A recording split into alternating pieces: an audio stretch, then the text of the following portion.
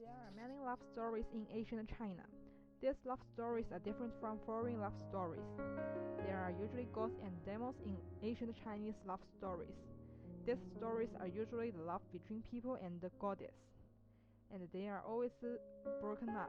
Next, we will tell a few representative stories. First of all, this is Liang Shanbo and Zhu Yingtai. This story is one of the four major love stories among ancient Chinese folk. This story has been calculated among the people for more than 170 years.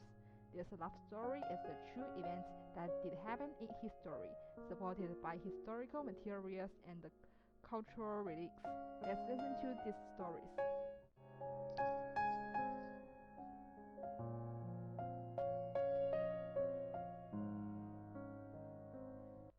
Zhu Yingtai wanted to go out to study, but her father didn't allow her, so she could only go out disguised as a man.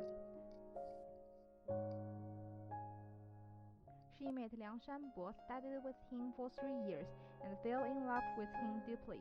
But Liang Shanbo didn't know that Zhu Yingtai was a woman, so he only regarded her as a friend. At the time of parting, Zhu Yingtai lied that her ninth sister would like her and entered into marriage contact with Liang Shanbo.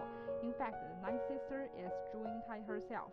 But when Liang Shanbo went to ask for marriage, because he did not come according to the agreed time, Zhu Yingtai had been betrothed to someone else. They are very sad.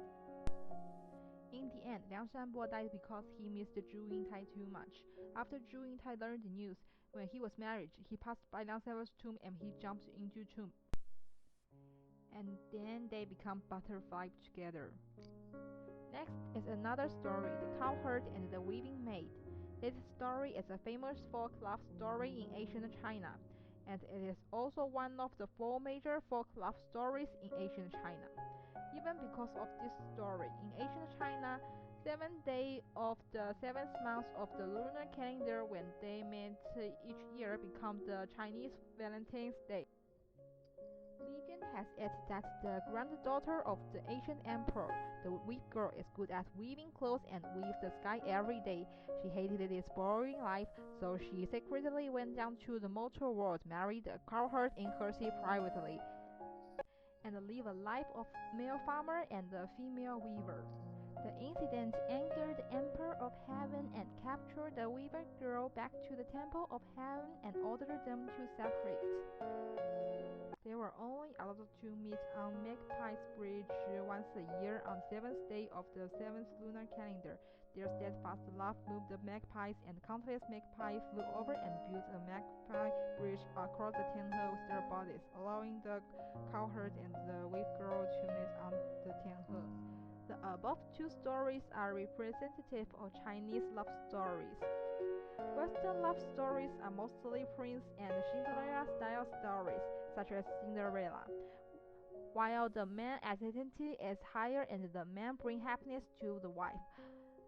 While Chinese love stories are mostly the story of Dongyong and the seven fairies, such as the cowherd and the weaving girl. The woman has a higher status and the woman brings happiness to the man. This is exactly the difference between ancient Chinese love story and foreign love stories. Because those stories were written for the men at that time, it is exactly in line with the popular taste at that time. Most of the ancient Chinese love stories are tragedies. Is it true that ancient China did not allow free love?